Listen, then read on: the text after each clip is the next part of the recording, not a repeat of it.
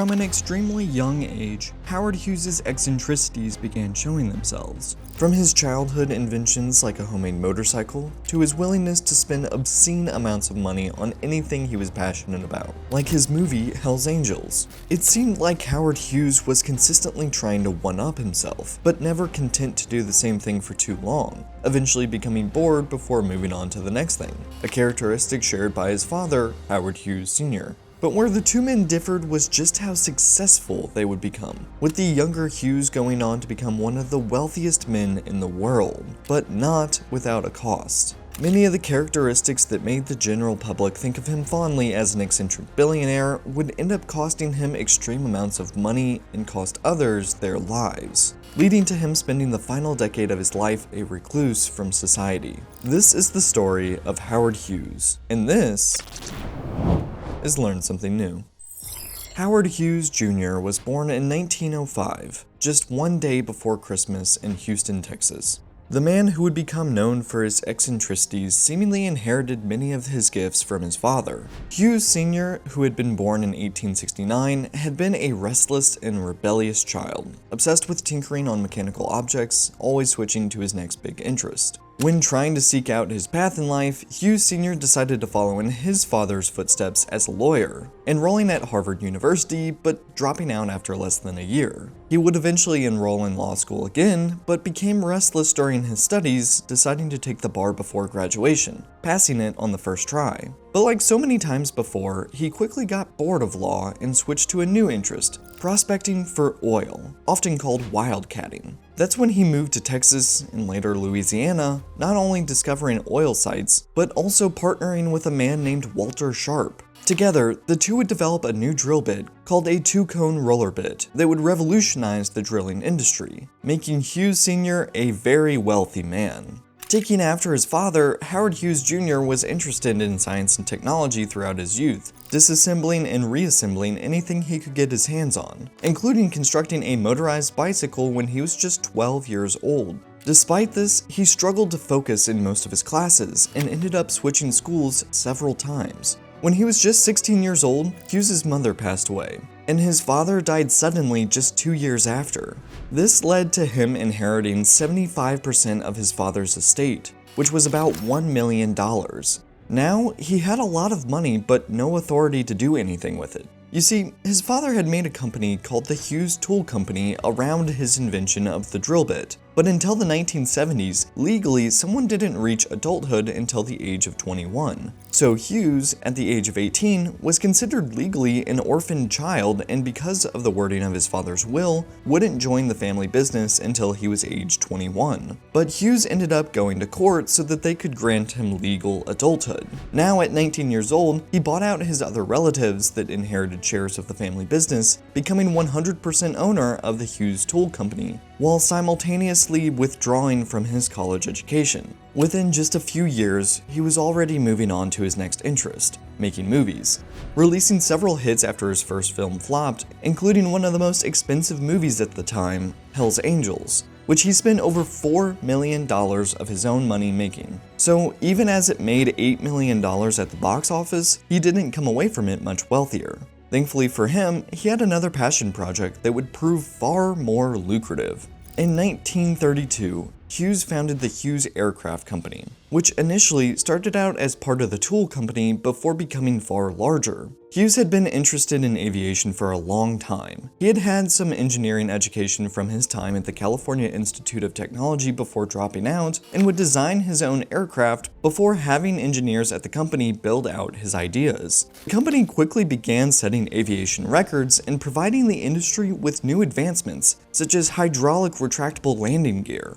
In 1935, he broke the aviation speed record, traveling 352 miles per hour. And 2 years later, he managed to fly from Burbank, California to Newark, New Jersey in 7 hours, 28 minutes, and 25 seconds. And in 1938, he took it a step further by circumnavigating the globe in just 3 days, 19 hours, and 17 minutes, landing in New York City for a parade in his honor. He was seen as eccentric for his many interests, obscene wealth, and willingness to hop into the cockpit of his own experimental aircraft, flying them around himself instead of having other pilots do it. During World War II, he began to dive deeper into the aviation industry, becoming one of the largest military contractors in America, skyrocketing his wealth to match some of the wealthiest in the country.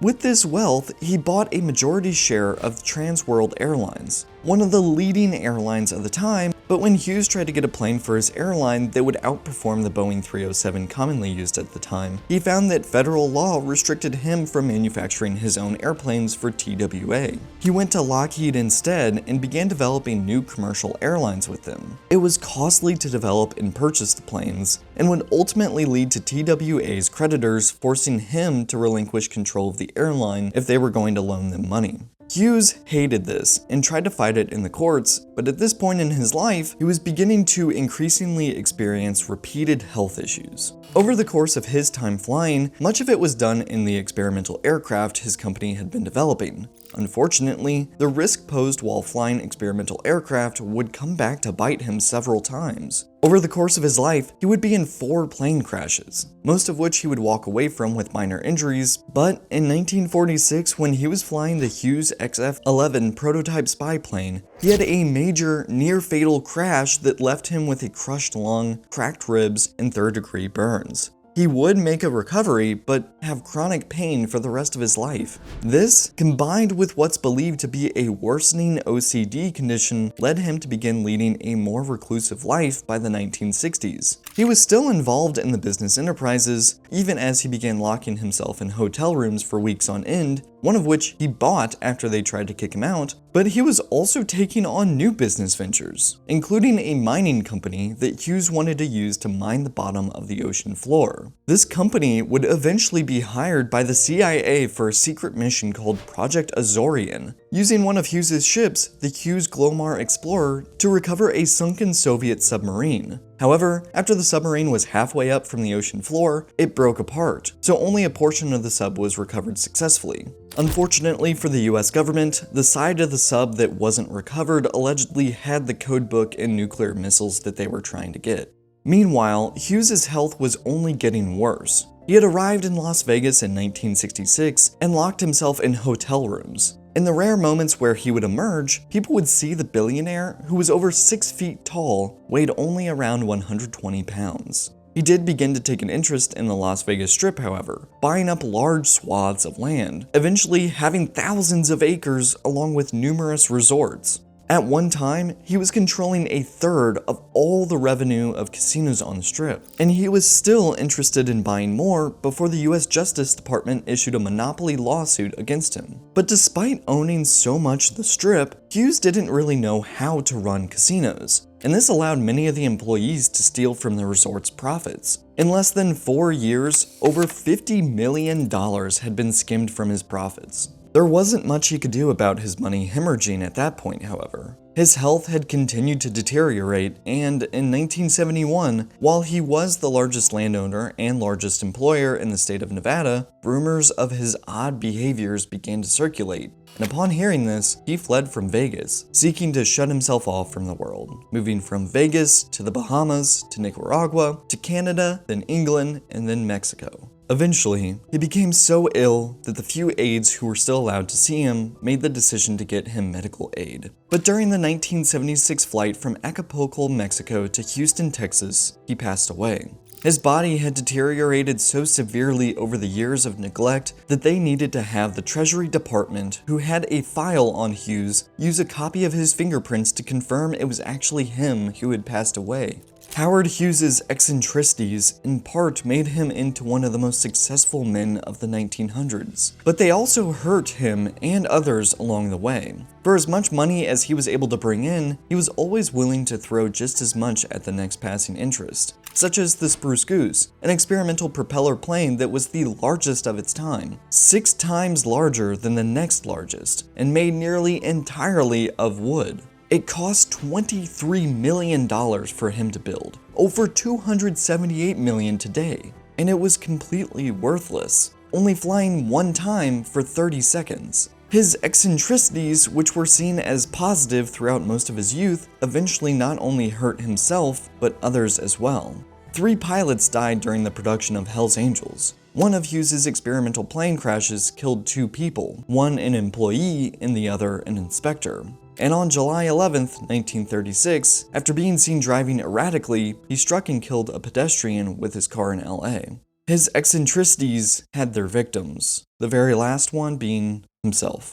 Thank you for watching Learn Something New. If you enjoyed this video, please consider liking and subscribing to the channel. Or if you want, you can check out the channel's Patreon, linked below in the description. Each patron's support really means a lot to the channel. A special thanks to the channel's patrons, and as always, thank you for watching. And I'll see you in the next one.